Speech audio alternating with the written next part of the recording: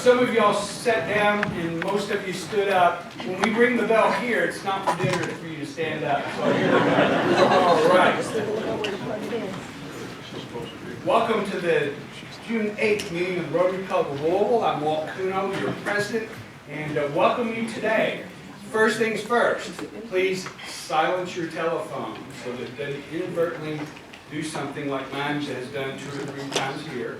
The second thing is make sure that you've got whatever you need for your food out in front of you today. And thirdly, Corey Miller, Executive Director of the Cabbage Patch Settlement House, is going to give our invocation. Welcome, Corey.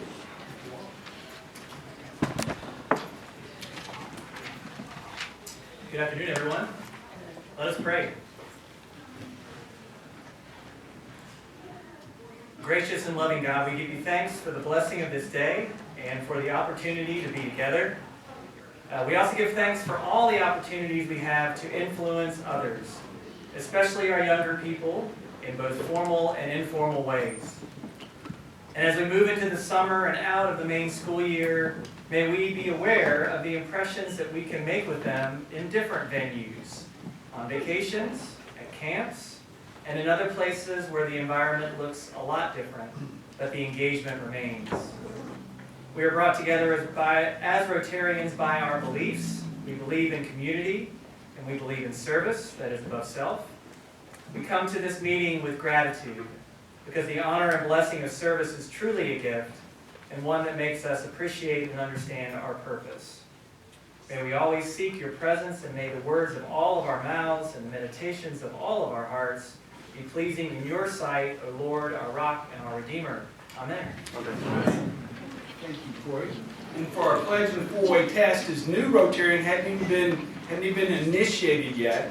And I've known Elizabeth Chandler for a long, long time. She is at the Speed Museum. Coming back to Louisville, we got the brain's coming back to town with Elizabeth. So Elizabeth's going to give us our pledge and 4-way test. Welcome, Elizabeth. Thank you.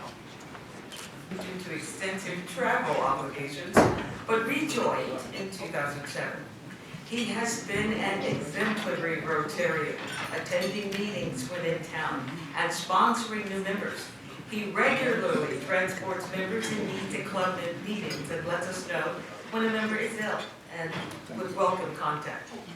A true Rotarian in every sense, he gives of his time, talent, and treasure. His time. He has taken on many club duties and has served on multiple committees, including visiting the Rotary Foundation, Louisville Rotary Fund, International Service, Community Impact, and currently as Vice Chair of the DEI Committee. He chairs the Lifeline Committee, formerly the Visiting Committee. He served on our board from 2019 to 2021. At the district level, he has participated in the Rotary Youth Exchange and is chair of the Club Visioning Committee.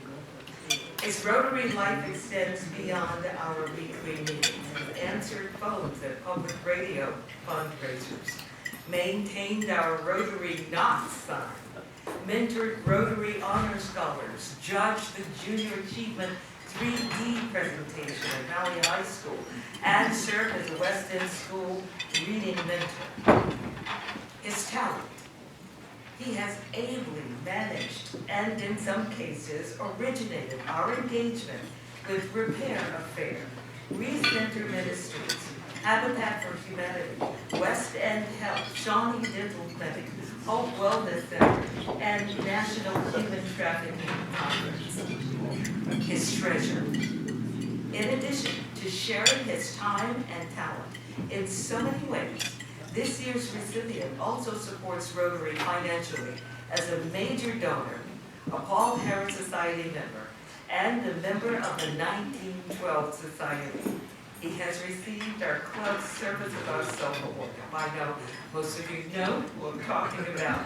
On behalf of the Awards and Recognition Committee and Chair Karen Morrison, who could not be here with us today, it is my honor to recognize Larry Sloan for his outstanding commitment to Rotary with the Lifetime Achievement Award.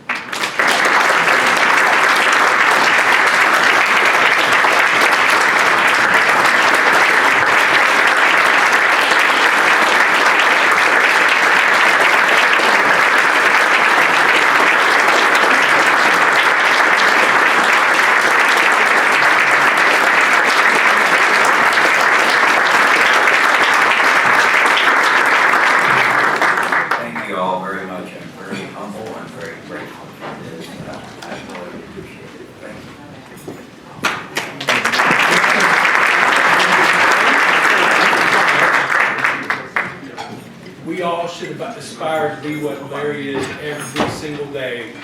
Where your heart is, there your treasure will be also. Thank you, Larry. You're just you make Louisville, our club, our community, our West End a better place, and you do it with a smile and such a gentle manner. Thank you. All right. Next, we've got a whole bunch of scholars we're going to honor. I'm going to invite. Who am I inviting up this time, Craig? Am I inviting you up here? Come up here. Craig Chairman of the Ted Burke Scholarship Committee, Vice Chair of the Youth and Education Committee, Paul Harris Fellow, recipient of both Rotarian of the Year and Lifetime Service Award that Larry just got to the stage for this year's presentation of our Ted Burke Scholars.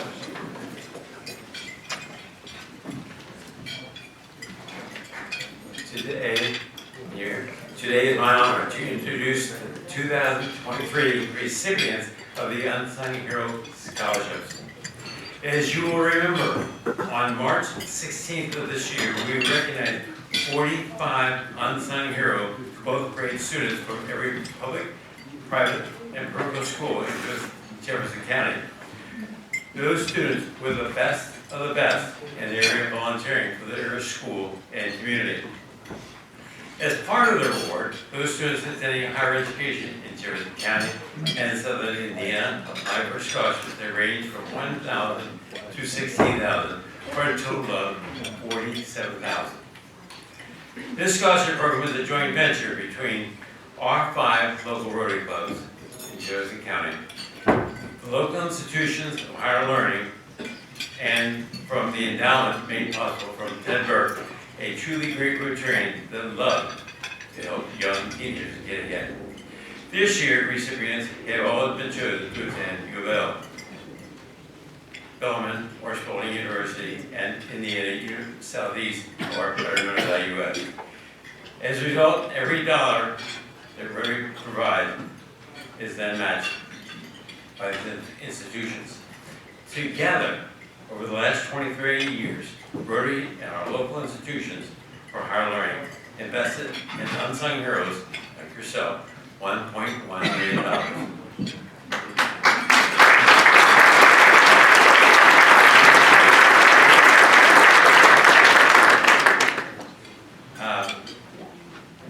Representing IUS is Amanda Stone-Cipher.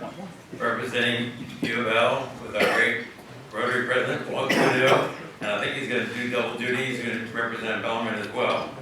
And Spalding University is Jill Gaines. When I mention the student's name, will you please stand and be recognized? Please hold your applause until all students are recognized. Please note, it's important to note, that you have already heard of the many achievements of each student when they were recognized as an unsung hero on March 16th, so I won't be reiterating that because of time limitations. Now it is my honor to recognize those students attending Bellarmine University. Well, Walt, assist in the presentation. You'll be need over there, start. Receiving $1,000 is Laura Jones. Please stand. Laura attended Butler High School and will have a double major in psychology and vocal music. Congratulations. Receiving $1,000 is Olivia Barnett. Olivia attended Mercy Academy and will study exercise science, sports, performance.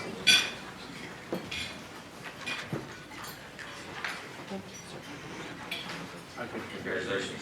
Receiving $1,000 is Madeline Nethers, that graduated from Whitfield Academy and will study nursing. Congratulations. Receiving $2,000 is Alex Lay, that graduated from J. Graham Brown. She will be studying music. Is she here? I think there was somebody that was missing. Okay, she's missing. Okay. Receiving $16,000 as Laura Kennedy, that graduated from Sacred Heart. Her major will be hospital administration. Thank you all for the now time period. Now it is my honor to recognize those students attending IUS this fall. Amanda Stone Cipher will assist in the presentation. Would you please stand? Okay. Receiving $1,000 is Jacob Hilkerton, that graduated from DeSales High School and will major in accounting. Congratulations. Receiving $1,000 is his brother, Joshua Hilkerton, who also graduated from DeSales and will major in criminal justice. Congratulations. Well, as he all winners and finalists can be applied for the scholarships. Now it is my honor to recognize those students attending Spalding University this fall. Jill Gates will assist in the presentation. Jill. Receiving $1,000 is Morgan Piercy, that graduated from Beth Haven and will study athletic training. Congratulations. Receiving $1,000 is her sister, Regala Piercy, that also graduated from Beth Haven, and she will study elementary education. Now it is my honor to recognize those students attending U of L this fall, and Walt Kunu, our president, one of the best presidents we ever had, will assist in the presentation. Receiving $1,000 is Mia Clark. They graduated from Bellwood High School. She will be studying business administration. Receiving $1,000 is Quinn McConnell. They graduated from Seneca. She will be studying criminal justice. Equally studying, sorry. Receiving $16,000 is Milton Bennett. They graduated from Western High School. He will study computer science and engineering.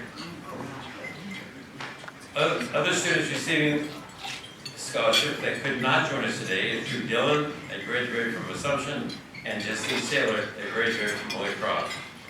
Ladies and gentlemen, this concludes our Unsung Hero Scholarship Award Program.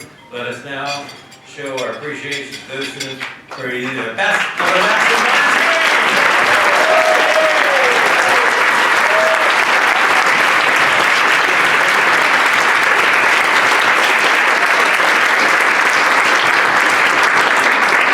And we wish you well in all your future endeavors. And if we can, and come back to Rotary any Thursday. We meet at different locations, and you can figure it out. Google it. So, Craig, how many years have you been doing this? I founded the program 23 years ago. 23 years.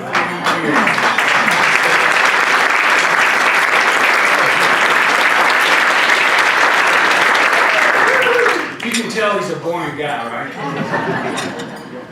All right, now on to our main event. We're going to get Dr. Pollio up here in just a second.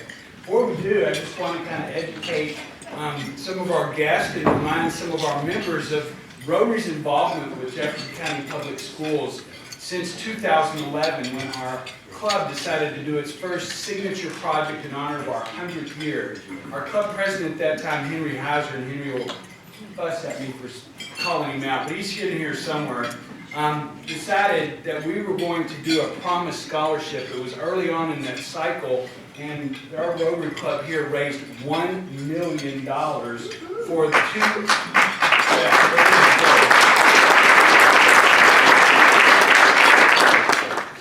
two high schools that we have loved very much since. Western High School was our first, and Iroquois was our second. The Kentucky Technical College system matched that with another $1 million.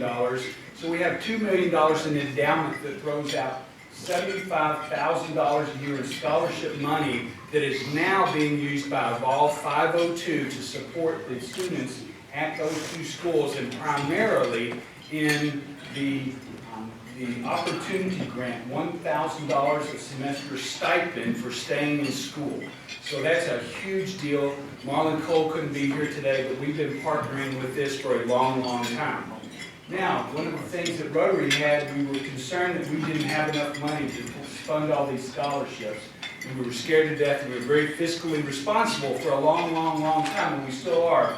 But what we found out was the kids that were at Western and Iroquois high schools needed very little of our funding to go to Jefferson. And so we started accumulating a lot of cash. And I think it was 2018 or 2019, this Rotary Club, along with Jefferson, sat down and awarded $350,000 in grants to Jefferson County Public Schools. There were 11 grants. 10 of them were about $10,000 or $12,000 each for a math lab for Valley and for this. The schools applied and they were approved. In fact, we approved all but one. But the biggest single thing that we did, and what we have found in our time with Rotary working with Western and Iroquois, is that early college works. And so we funded, and we still have money, Dr. Pollio, $250,000 is what we put in to help fund more early college students at Western and Iroquois. Due to COVID, that kind of took a right turn. However, JCPS used some of that money, all of the money very wisely, but some of it, and last year we had 12, and we called them Rotary Bridge Scholars. And 2 of them were from Iroquois, some of the first 2 kids at Iroquois that were able to do early college. We are huge fans and supporters of Jefferson County Public Schools, huge fans and supporters of early college, and I'm going to invite Ashley to actually introduce Dr. Pollio now, but thank you.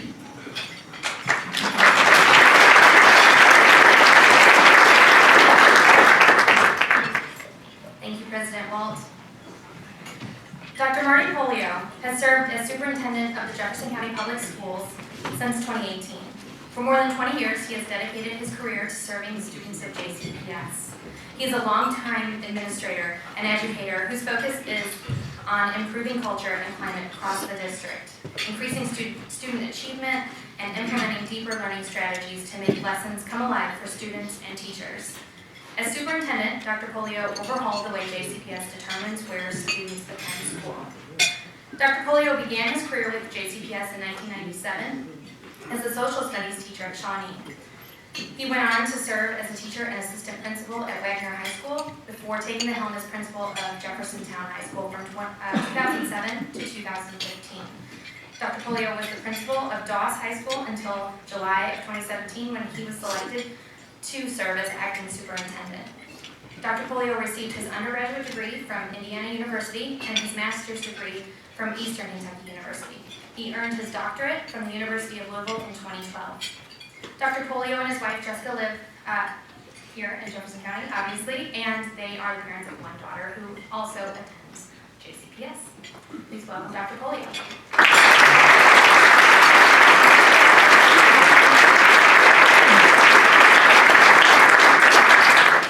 Thought you were giving me a standing ovation already.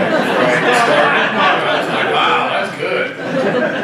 Perfect timing. Excellent. And I have to say, I'm no longer a JCPS dad as of last Friday.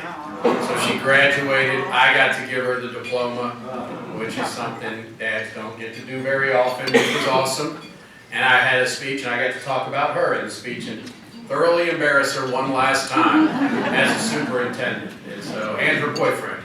I got to embarrass her boyfriend as well, but she could not believe I would do it. But as dads know in this room, I'll do that. So thank you for having me here today. I'm excited to be here. And first and foremost, I want to thank the Rotary Club of Louisville for your support of JCPS students, really all students. We heard students from across this community, but specifically for JCPS students and for our underserved students. I can't thank you enough for your work around schools like Iroquois and Western High School, where nearly every student comes from poverty, free and reduced lunch, and has challenges in front of them that most of us could not even comprehend as a child, facing some of those challenges in poverty, which could be homelessness, food insecurities, trauma. I could go on and on about the things that I see kids face on a daily basis in our school system that people just don't know about.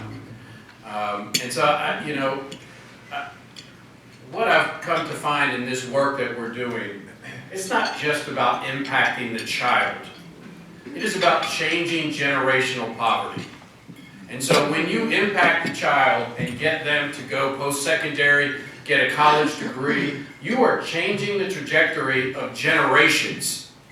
It's not just one, and so often generational poverty is the problem when it comes to education. And so when you break that chain and provide a child an opportunity to go to a post-secondary institution and get a degree, you are changing generations of Louisvillians. And that is something that we need to lift up more and talk about more. And that's what these scholarships do. I have a superintendent scholarship that I give out every one of my favorite days. I get to travel around, hand out big checks. You know, I've donated some money to it. We have other employees that donate some money to it. We give about $70,000 out a year. Part of that is I ask the kids to come. They're exceptional kids. Completely make me feel inadequate about what I did in high school. I mean, all I did was dribble a basketball and got B's. And, I mean, these kids are owning businesses, and you know, they're immigrant students, and they're volunteer. I mean, it's amazing. But they come in front of me and I say, tell me what you're going to do next year. And they'll say something to the effect of going to University of Louisville or whatever school that might be. Tell me how you're going to pay for it.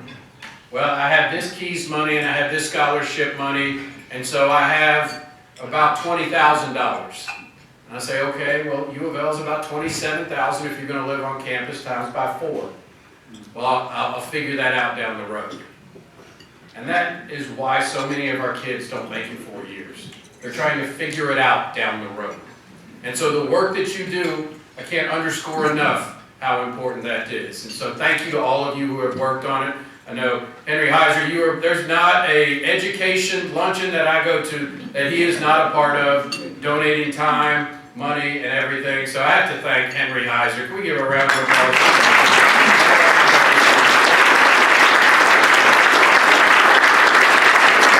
As you said, he was a big factor in starting this, and the money he gives to our kids is just amazing. So thank you very much, Henry. But I'm happy to be here today. Thank you for letting me talk to you. It's been several years. I think it was about 2018 when I was first a superintendent, when I came to talk to the Rotary Club. I think I was actually trying to get the job at the time. And I think back, and I still think here I am. I am, you know, really going on entering my 6th year in this position. And believe it or not, I am one of the oldest superintendents in the nation, old age-wise. I'm not saying that. I do feel that. I am talking more experience. Since 2020, we are a part of a group called the Council of the Great City Schools, which are the 80 schools in the school districts in the United States that have the largest population in them, largest enrollment. We're about 29th in the nation in enrollment at 96,000 students. And so it's all the major cities, as you can imagine. Since 2020, we're only talking 3 years, 70 out of 80 superintendents have turned over. 70 out of 80. And it's almost on a weekly basis that I see another one has turned over. Retired, left, said, you know, because it's hard and it's tough work. And I think back to like, okay, now why did I want this job? I don't know. And I say that because I think back to when I first spoke to you, I was going after the job. I had no intention. I was not at a young high school kids. If you don't know what you want to do right now, trust me, I had no intention of being a superintendent when I was your age whatsoever. I thought I was going to be a college basketball coach. That's what I wanted to be. That's how I got to JCPS, was to be a high school basketball coach. Quickly realized I love leadership and I love teaching. Wasn't as much about the games and all of those things, and so I felt like, you know, had someone tap me on the shoulder like we all do and say, you know, you'd be a great principal. You need to be a principal. And I went through that program to be a principal at the University of Louisville, and you know that I fell in love with leading a school and being a principal and about teaching and learning. And I did it for 8 years at Jefferson High School, 8 great years. I spent 2 years at Doss High School, which is one of the neediest schools, you know, in the state of Kentucky, where 90% of the students are free and reduced lunch, a third of the students are English language learners or have special education needs. Just a very diverse group of students, put together a fantastic team, and absolutely loved every minute of it. I thought I was going to do the rest of my career there. Until I got a fateful phone call one night where I was asked if I wanted to apply for the interim superintendent job. And I thought, wow, they're just asking, I do it, but they're just asking a principal to make it look like we're doing it from the inside.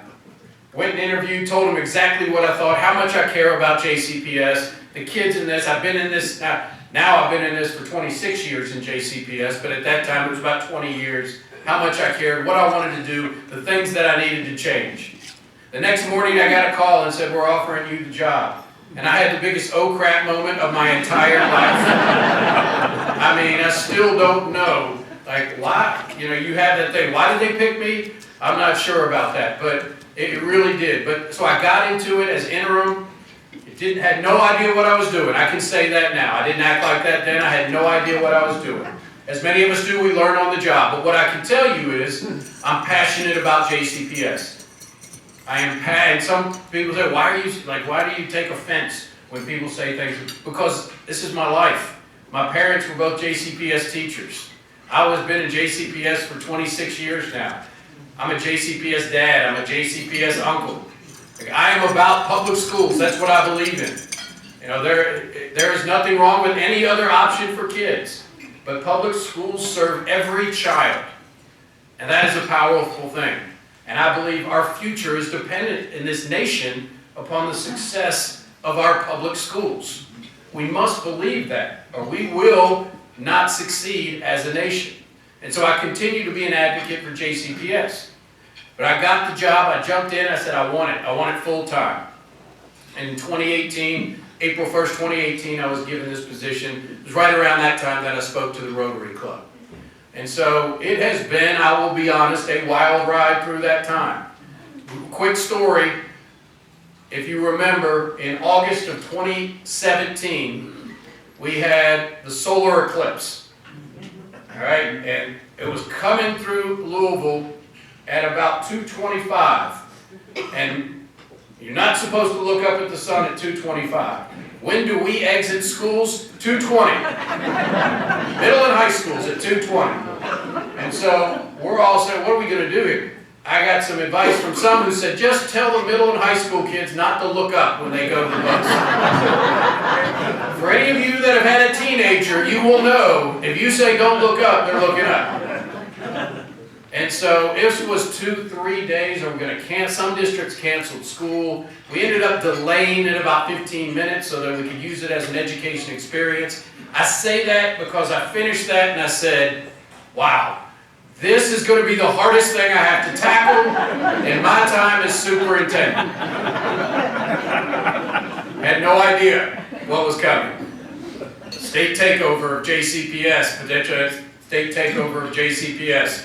Just a few months later, we were waiting on that when I got the job, and we had to work through the corrective action plan. 260 items that we had to correct in this district. Reorganizing our entire district to better support our schools. We had, the very public teacher sick-outs, that a lot of people were in support, a lot of people were against. And we had to make decisions about how we were going to handle that, how we could have school with not enough teachers coming to school. We then had the pandemic, and we all know the impact the pandemic's had on our world, but the unbelievable impact it has had on education in this nation will be felt for years. It will be felt for years. And right or wrong, we can fall on any side of what we should have done, shouldn't have done. We were trying to navigate a pandemic. And that is something none of us have ever done before, and none of us have, and in our preparation for becoming superintendents or principals, we're not given any courses on how to handle a pandemic. And so that, that was the better part of 2.5 years. And so finishing that, and now we have education, which is in the eye of the storm of politics right now. Right or wrong, I'm not getting into politics whatsoever, but we know you can't flip to any news webpage, whatever one you go to, where there's not a story about public education. And so we are right, and if you go to Frankfurt, every session, a multitude of bills are going to be on education. So it is in the eye of the storm. This is what we face right now. This is what I have faced and my team has faced over the past 5 years. I tell you this just because of most districts across the nation have been in paralysis mode. or what I call, the urgent. We're just dealing with the urgent. And I really work to train our leaders in this district, from district leaders to school leaders. There's two types of work you have to do. There's the urgent work and there's the important work. And the urgent work is that putting out fires every day. Like let's put out this crisis and put out this crisis. Okay, we made it through the day. If you're focusing too much on the urgent, you never get to the important, which is the change leadership that has to happen, making sure vision and mission-wise, you are moving your organization forward. And so most districts right now, and we've had to do a lot of it, we're focusing on that urgent all the time. You have to do. You can't just focus on the important and let the fires go unattended. But that's what most districts have focused on over the past 3 years because of just dealing with the pandemic itself. And we've had to do a lot of urgent. Trust me, a whole lot of urgent. But at the same time, I was committed to making sure that we were focusing on the important. What was change?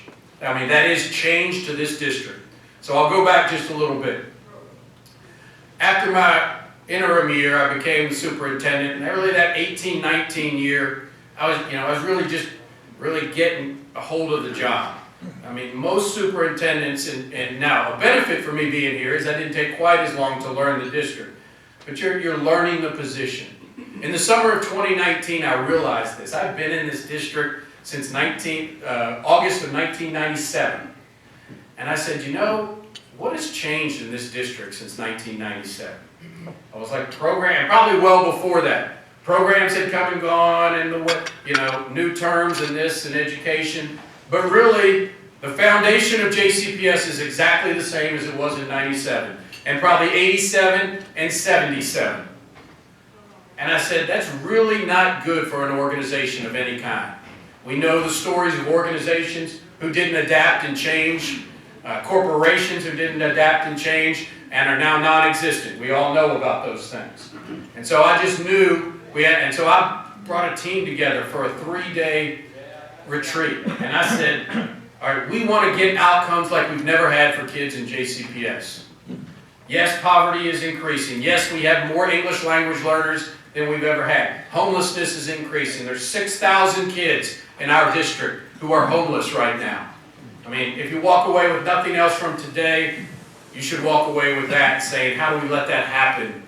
While we're sitting here having this nice meal today, we have 6,000 kids that are homeless. I mean, that's a travesty, and that's in every city in America, guys. But, I said, despite all of that, how do we get the outcomes? Well, we worked it. We said the things that hadn't changed, the things that need to change, not what's on schools, not what we do, some in the classroom, but the changes we need to make to the foundation of JCPS. So we started with our current state. What's the problem with our current state that hasn't changed? And then moved to our future state, meaning 5, 6, 10 years down the road right now, what do we want to see JCPS look like? And so we put this together. We have a plan. We call it the future state of JCPS. It was going to cost us money to implement this. I had a State of the District address in February of 2020 where I said, this is what we're doing.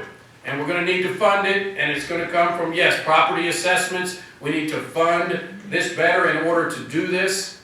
I think I left that thinking, boy, we got a chance to make this work.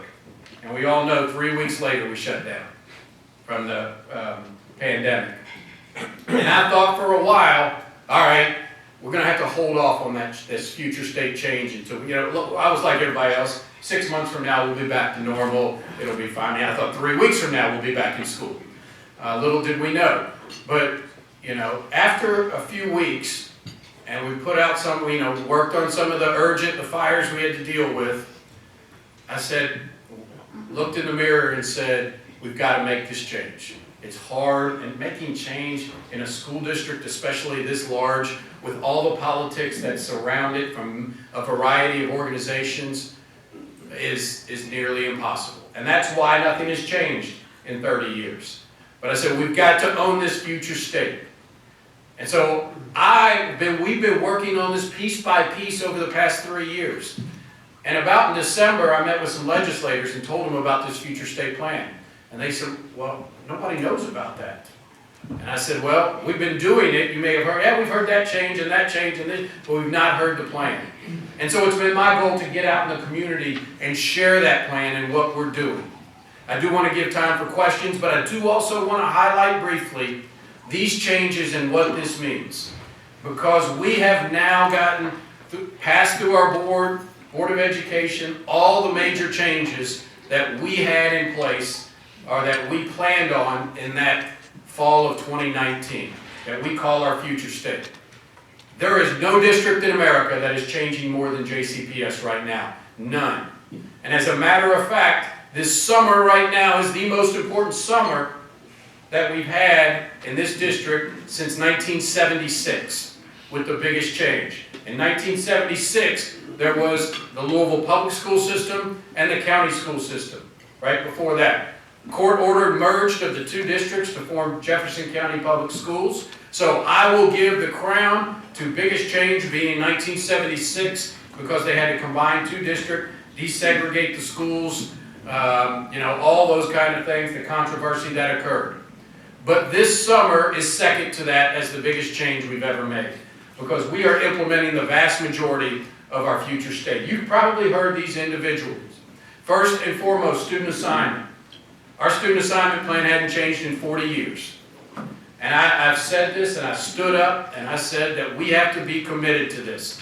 I believe that our student assignment plan that just ended, thankfully this year we're going into our new one, is the most racially inequitable student assignment plan you can have. Simply put, we have been celebrating diversity in our schools in this community for 40 years, and that weight of the diversity was only on the students of West Louisville. So for instance, I live in the Highlands, about 4 blocks from Atherton High School. If I wanted to take my child and walk up and enroll my child in Atherton High School, I could. Here's my proof of residence. All right, let's enroll them. If I live at 41st and Market, which on the front porch you can see Shawnee High School, and I wanted to walk in there and say, I would like my child to enroll, they would say, your school is Pleasure Ridge Park High School. And so I made a commitment, a very difficult and challenging one, because it has kind of been the hallmark of this community for a long time, which is the students would get what we call a choice zone, which is mean they have the opportunity to go to the school close to home or continue to go to a school far away, while at the same time increasing the population of our magnets and increasing magnet enrollment. And so that was a big challenge, but that is going to make all the difference in the world. Along with that, the second big pillar after student assignment was resourcing our high poverty schools. Every child, the school should not get the same funding for every child. My daughter is nowhere near the needs of a homeless student who might be an English language learner and have special needs. That's a reality in our school system. I have a fundamental belief, I've said this over and over to the point where people say, you say that all the time. Students who have the least amount of resources in their home need to have the most amount of resources in their schools. Usually when I say that, people nod and say, yeah, that's right, but we don't do that in this nation. And so we have made a commitment that our schools in the choice zone, we are going to make sure that they have everything they need, which includes paying administrators more, a principal $10,000 more to take a job in a high-need school. And it has already worked where principals are saying, I'll go do that for $10,000. Or $8,000 more for a teacher to teach in our choice zone or high-need schools. That's a big investment. It really is. But if we want to get some of our best and brightest leaders and teachers into our high-need schools, that's the difference maker. There is no doubt about it. We have to be willing to supplement that and pay them to do that. For the first time ever, we'll be doing that next year. And so, also along with that is to give them the money that they don't, many of our schools may not have the booster clubs and the PTAs that can be, we've got to give them that money. We were fortunate enough to get a Mackenzie Scott donation of $20 million in the fall. That money is going to support our schools with what we call E3, which is equity funding to make sure, you might not have an alumni association at your school that raises $1 million for the athletic facilities. So we're going to get that to you. We're going to make sure you have that money so that a student in West Louisville or any other high poverty community has the same access to great, teachers and facilities, technology. I could go down the line. And so that has been a huge change for us.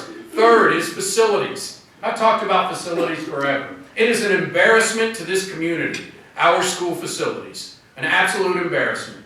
And I understand why nothing's happened. It's too hard. If I build one on that side of town, what about this side? And this big territorial battle. And so most superintendents have said, hands up, we just can't do it.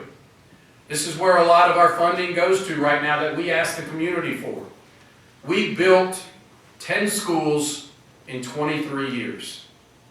At the same time, Fayette County has built about 18 schools in 10 years.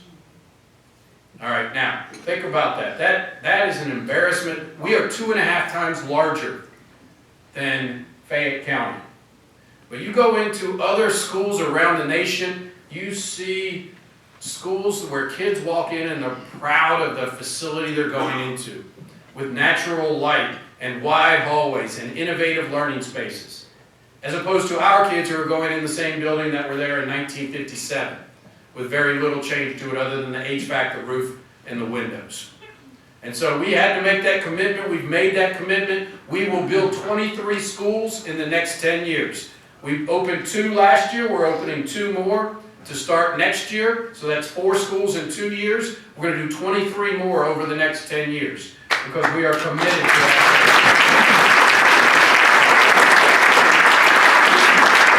And I just want to say this, kids notice. Kids notice. They know when a community is committed to their success by things like how much you're willing to invest in a building. It's not the only thing. It really isn't. It really matters the teacher in the classroom. But there's a lot to be said when a kid sees my education matters and this community is committed to that. And that's extremely important. Our next one was time on task or time in school. Number 1, making sure we had very robust summer learning opportunities. The research is clear. Cities that have done well are willing to invest in summer opportunities for kids who don't have other opportunities. It took us a couple years after COVID, along with Evolve 502 and community partners, we now have 10,000 kids who will be starting a 5-week summer learning program in 2 weeks. And that is just, those are the things we've got. To me, I try to make things simple sometimes. If kids are behind, what do they need? More time doing it. There's no magic formula that's going to say, you're going to be in the school the same amount of time as your colleague or your peer. You're behind by X grade level, and the same amount of time you're going to catch up with where it is needed. That's just not reasonable. And so we have to give kids more time. And so that's summer, that's after school, that's community partners. At the same time, we have to fix our attendance crisis. We have an attendance crisis in this nation. We have high schools in this city where 75% of the kids are chronically absent. What that means is 18 or more school days a year. Now, I think for those of you that are in business, how would an employee who misses 18 days possibly be on the same level as an employee who misses 1 or 2 days? And so we have to change that, and a lot of that, folks, at middle and high school was start times. We started at 7:40. Many of our high needs kids were getting on buses at 6:15 in the morning. And because of the student assignment plan, if they missed the bus, they couldn't get to school. There was no way to get from 20th out to Ramsey Middle School, which is where they were assigned. If you know where Ramsey Middle School, it's close to Spencer County. It's Billtown Road and the Gene Snyder. And so that is what our kids were facing. So we changed start times. Made a lot of people upset. Maybe some of you upset in here, I'm sorry. But what we had to look at was the whole.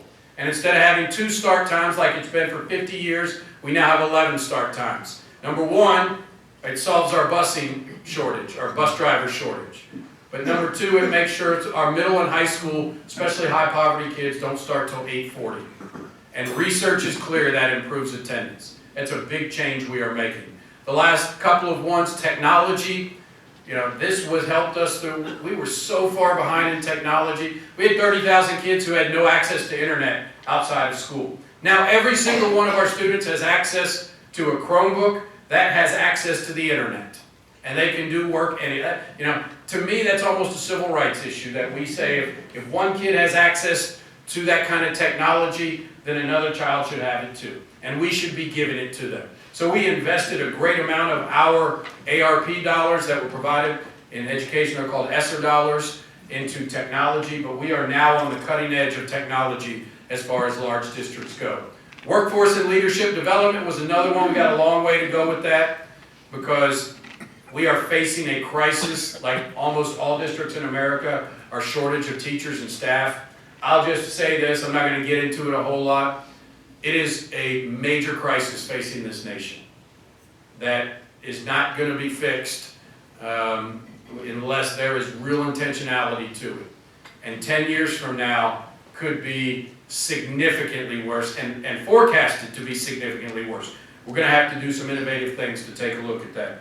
And then finally, I think one of the biggest ones is for the first time ever, Senate Bill 1, 2022, for 40 years, site-based councils, which are the group at the school level, principal, parents, and teachers, got to decide what curriculum they used, how we teach reading, and how we teach math. I've been opposed to that for years. I said that needs to be a superintendent decision. And that doesn't mean I just sit there but in the end I have to make the decision. And it should be the same reading philosophy and curriculum from one school to the next. Math philosophy from one school to the next. We have about 400 kids every day who switch schools. Imagine going from one school where they have one concept of how to teach reading, and the next day you go to another school and it's a completely different concept of teaching reading. That is, to me that's almost unethical that we would do that. And so right now, for the first time ever, going into this next year, we will have K through 8 curriculum, English language arts and math, focused across all 93 of our elementary schools and 25 of our middle schools, following year going into high school. We are right now this week training 3,000 educators on our new curriculum. And we still have a couple more thousand to go over the summer. And so that is going to be a game changer for us when it comes to student outcomes. So as I finish up, going into next year, here's what we got. We have new student assignment plan with new choice zone happening right now. Kids are making those, and I will say this, parents in West Louisville, a vast majority in elementary and middle, selected to stay close to home. That said a lot about what the families wanted. We have new start times for almost every one of our schools. We have new curriculum for all elementary and middle schools. And we have potentially weapons detection for our high schools and then middle schools the following year to reduce that challenge that we face, which is the amount of guns in our community and especially the access to kids that we have right now. All of those are taking place right now. It's an exciting time. I love it. I really do. This is what keeps me inspired to keep going through this, is this change, because I know in 10 years we'll see a very different JCPS with outcomes that we'll all be proud of and I believe will be a national model. Thank you for having me. I'm happy to take questions.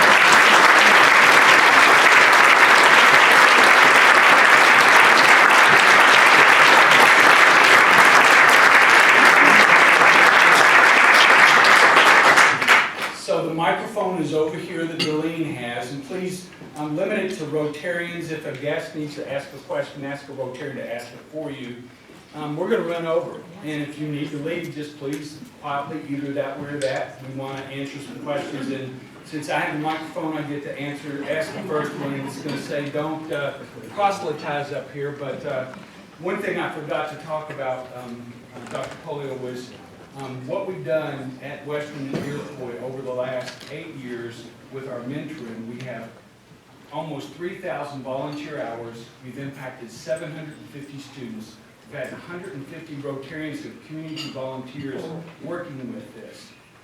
And we're really proud. We love doing it, and it makes a difference. And for those of you that have never been in Iroquois High School or Western High School, you need to go, particularly, you will see the future of our community at these two schools, and you will be glad you did. I mean, it is, I get inspired by our students every single time. The question I have is, what can Rotary do to amp that or change that? Is this time for us to change gears and do something else? So Rotary, we have a lot of things that we can do. You talk about gun violence. Our Community Impact Committee is going to be looking at gun violence. We'll be doing generational wealth building in West Louisville. You'll hear some more about that. But we do lots of things, and it's, JCPS, it seems to me, you've been asked not just to educate the child, but to fix all the ills of our community. And God bless you for what you do. Thank you. Yeah, thank you very much. It unfortunately is something I talk about often, which is we all look towards the public school system to solve problems. So I get this all the time. What are you doing about homelessness for students? And I'm like, I'm an educator. Like I don't have any public policy around, housing or anything like that. So we can contribute, and we all need to be partners in this, but everything should not be put on the public school system to solve. But that's where it is right now. First and foremost, I say this often, as a community, this is what I would ask of us all as a community.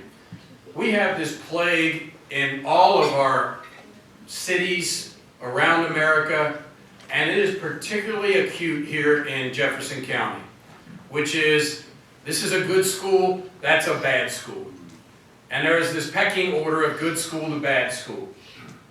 And, I just think that is a disease that impacts our kids and our teachers and educators more than ever before. Imagine you're a kid who is going to what they call a bad school, and you're being very successful and imagine you're teaching your rear end off every day, and you're being called a failing school. I was the principal at Doss High School, took over as the second lowest performing school in the state. Put the best group of teachers and administrators I could put together. 2 years later, we were the 12th lowest school in the state.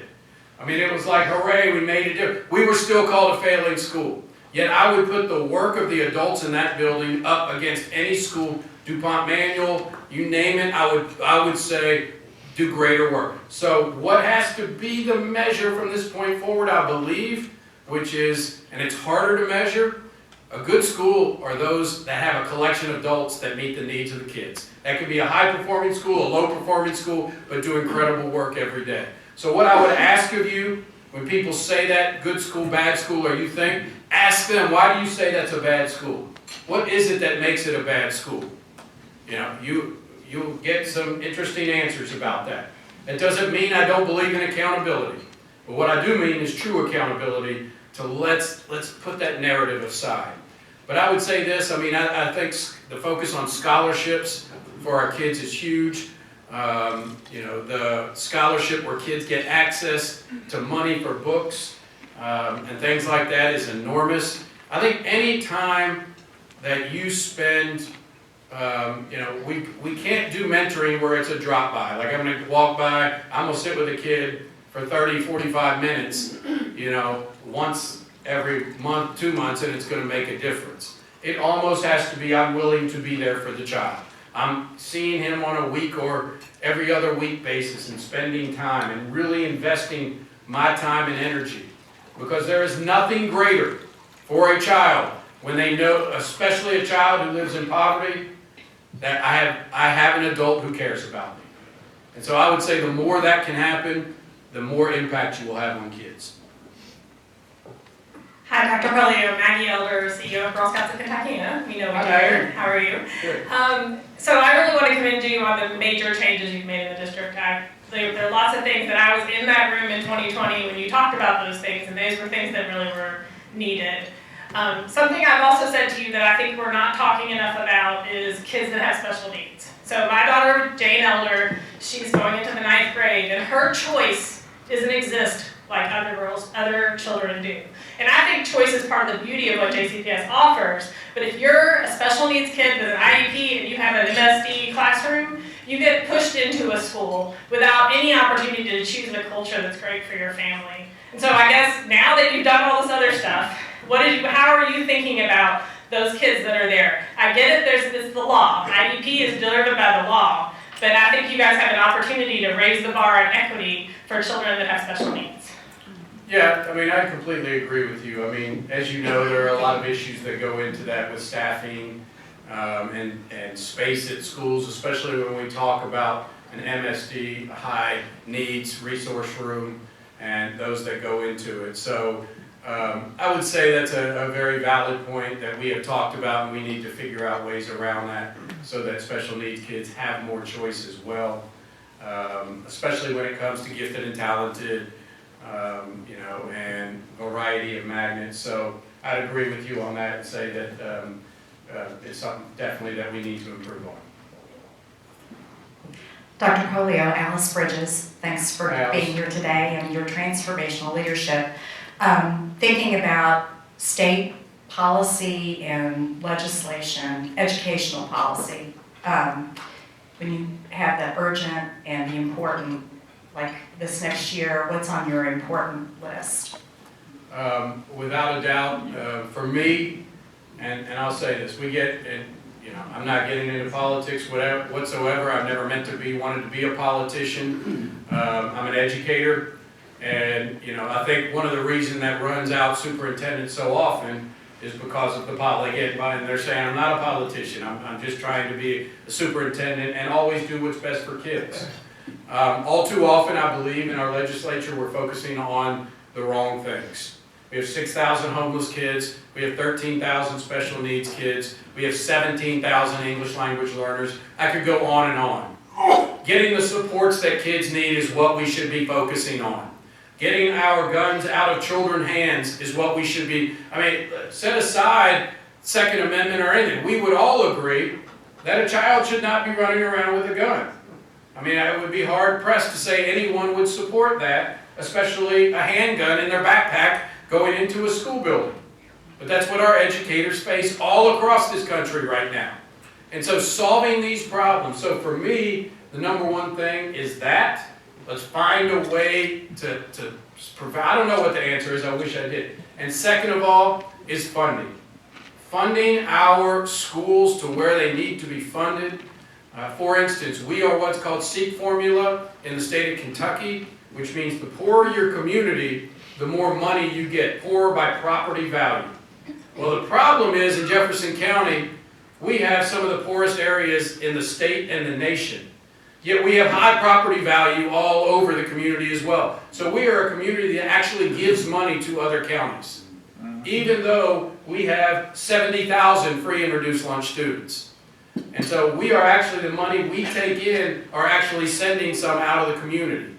And so I think that needs to be, I'm not saying we don't need to provide, we don't need to go back to pre-1990 where, you know, school districts couldn't meet payroll. You know, we need to all be in this together as a commonwealth, but we also need to say, we have money sitting right now in the supposed rainy day fund in the state. We need to be providing that to kids. And so funding and teacher raises is something that I will continue to stand by if we're going to fix the shortage problem. Cliff Elgins, thank you again Cliff. for your hard work. I'm kind of following up on your comments about security. And obviously security from outside is on everybody, outside threats on everybody's mind. A good friend of mine is a teacher. Female was assaulted by a student, broke her arm. When she came back to school, same student was in her class. So she's scared to death. And I hear other teachers talking about being afraid to come to work. What are we doing about that? Yeah, so that's a really, really difficult topic to focus on. Well, I should say focus on, but to change. And so there are a lot, so I'll be very candid with you all. We are caught right in the middle of the two worlds of hold kids accountable for actions, and as a district you're going to be punished because you are holding kids accountable for actions. That's where we stand right now. And so we are in the midst of recently having OCR, Office of Civil Rights investigation. That are we suspending students of color too much? We have had corrective action plans from the federal government around are we suspending kids too much? Yet all I hear when I come locally is you're not holding kids accountable. And so the federal government and the state government is saying, you know, we don't want disproportionality in outcomes, change this. Local people obviously are saying we want kids held accountable. It is a very, very challenging thing. What most people don't understand, that student, I don't know that situation, that student was probably a special education student, which means the district has no ability to make a decision on the placement of that student. By federal law, that's called the ARC Committee. And so it's a committee of those involved in the kid's success, which includes some teachers, the parents, and some, by law, they're the only ones who can make a decision on where a student is placed if they are suspended or expelled. And so that's a major challenge, without a doubt. But, you know, all too often what they think is, well, they just don't want to hold kids accountable. That's not it at all. We want to have high expectations for our kids. But there are so many things that go into those decisions that most people just don't understand. And the things we have to follow. I've sat in the room where the Kentucky Department of Education came and said, here's how many white kids you are suspending. Here's how many black kids you are suspending. Here's how many free and reduced lunch kids you are suspending. You are going to have to give back $30 million of IDEA funds, special ed funds, as a result of that. So, I mean, those are the conversations that occur that most people just don't understand. So, very difficult and challenging. I wish I had a better answer for that. I will say this, the more we meet the needs of most kids, trust me on this one, especially the younger, most kids that are having significant discipline problems are not going to school saying, I'm doing this on purpose. Especially the younger ones. There is a need that is not being met. And so the more we meet the needs of our kids, the more likely that will stop as well. So my name is Kenny Wade, and I am the president and founder of Cycle Workers Breaking Chains Incorporated. It's hard for me not to be emotional when we talk about this because unfortunately I am a social worker, but I'm also a parent of a gun violence survivor. My organization is dedicated. It is certainly a violence prevention / intervention program. And my question that I came up here for, I have to change it because of everything you just said and the two questions that were before me. The answer to what you just said, absolutely there is an issue with, and I'm always into the solution, and I want you to know that. I think we focus too much on talking about the problem. We know what it is. The youth know what it is. Unfortunately, she was just talking about youth, children with intellectual needs. I have a child in my program. We just did surveys, and I couldn't understand. He's 13 years old, and I couldn't make out what he was saying. Like, I couldn't read it. It broke my heart because this young man is transitioning into high school. He's in 8th grade, and he can't write. So I can't discuss everything that I offer in my program, but I do know that my program is not only needed inside the school, but outside after school program as well, because this is where we fill in the gap, because it doesn't exist. And this is where cycle breakers come into play, and it's disheartening, the challenges that I continue to face, because it's never heard of. I don't exist, but it hasn't existed until now, and I will continue to strive and fight to not only voice my program, but the need of the children. Because black kids are getting suspended way too much for an something that happened to the teacher. Because teachers, it's a different trajectory of teachers than when I was in school. And we got these young girls. I went to college with them. I'm in my 40s. But you got teachers today that's in their 20s. They got these attitudes, and they talk to kids like they're beneath them, not to assist them. So that's why it's also when you have a child that is homeless, when you have a child whose parent who's strung out on drugs, when you have a child that is being bullied at school and or at home, and it comes over into the school. So there's your issue, and I just gave you that one for free, for why the kids are bringing guns into school, and why it has increased. Because after I said it changed, because of so much that was going on. So my question for you is, how are you, or what is your plan to partner with such community organizations? I just left a summit last week talking about just this topic that we're sitting here talking about, because you keep suspending them, you're sending them to jail, and it's literally putting a Band-Aid on the situation, and you still have the problem with it, and it continues to carry you over. Then, of course, you got the school to prison pipeline. That's what it looks like. So thank you, first of all, thank you for your work, I appreciate that. I think that it signifies what is most important when it comes to success of education is the entire community takes ownership of the success of kids in the community. I mean, we all say it takes a village to raise a child, right? Well, that's true, it does, but unfortunately we say the school system. Those that have been very successful at it, the entire village comes around and says we need to support, and that's what you're doing.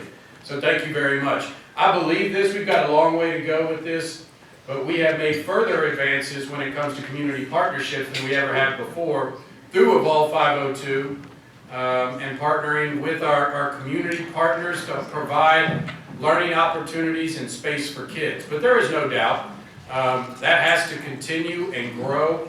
As you said, most of the kids that bring a gun to school, you know why they're bringing that to school? Because they're scared to and from school.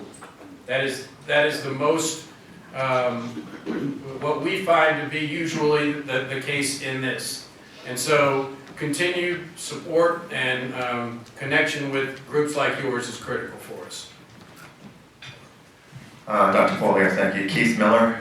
Speaking on behalf of a guest of mine, would rather be reading, but also speaking for, I think, also community and nonprofits that are out there. They're serving community, and I'm actively involved in this as well. How can we better partner, associate yourself with, get involved with, just kind of combine powers to help the situations we're talking about?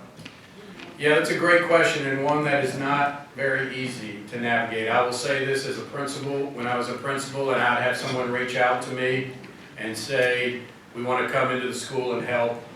And like I said, I'm putting out the fires every day. And it's different, working out, they want to help, and we've got to find avenues. The Academies of Louisville has been probably the most successful, where we have about 160 business partners. Academy partners is what we call them. So anyone that is in the business world, it has made a huge difference to become a partner with us, to mentor kids, job shadow, train, all of those things. But I think the real power becomes when we make it systemic across the district. And so I would say the more, like, as Rotary, that we could sit down with some of the people that really drive the bus for me and say, how can we spread to more schools where we have a blueprint of when you go into school, this is what happens. All too often it's like, yes, a group wants to help a school, but we're trying to figure out how to make that work while we got everything else going on. So I think conversations around how do we systemically do it is when we see success. D. Tran from Louisville Beauty Academy and Louisville Institute of Technology. Thank you for all you do. My specific question is, how can we help? And I think you just elaborate on that. So I'll throw two ideas out there and I'll jump off. One is, you're talking about 6,000, homeless kids. Can we set up something like adopt a kid? What, I'm sorry? Adopt a kid, okay? That's the level one. Now the level two is that we are running low on instructor or teacher. Can we create an avenue where us, right, like people in this room, for example, we can mentor and teach a day, and rotate around, and you probably gain kind of free teacher in that way as well. Yeah, I think those are two very positive ideas. I think the adopt a student is a great idea. That is something that could really make a difference in a kid's life. The other, on the teacher end, there are so much stipulations and legislation around who can be in front of a student.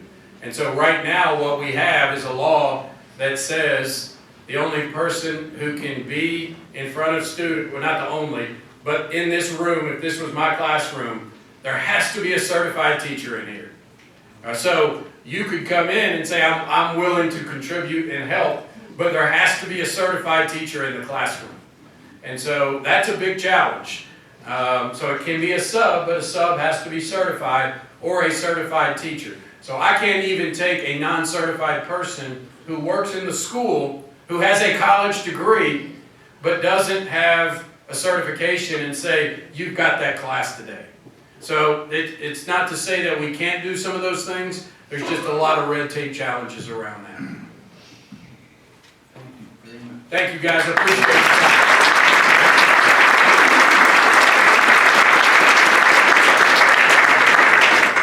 So Dr. Pollio, with every guest speaker that we have, we make a $500 contribution to the Rotary West Louisville Housing Fund, where we're providing first-time home ownership. And for those of y'all who know, we've got 2 new homeowners that have never had a home before in our 9 named neighborhoods. And it's a $500 donation in your name for that. So thank you. Thank you.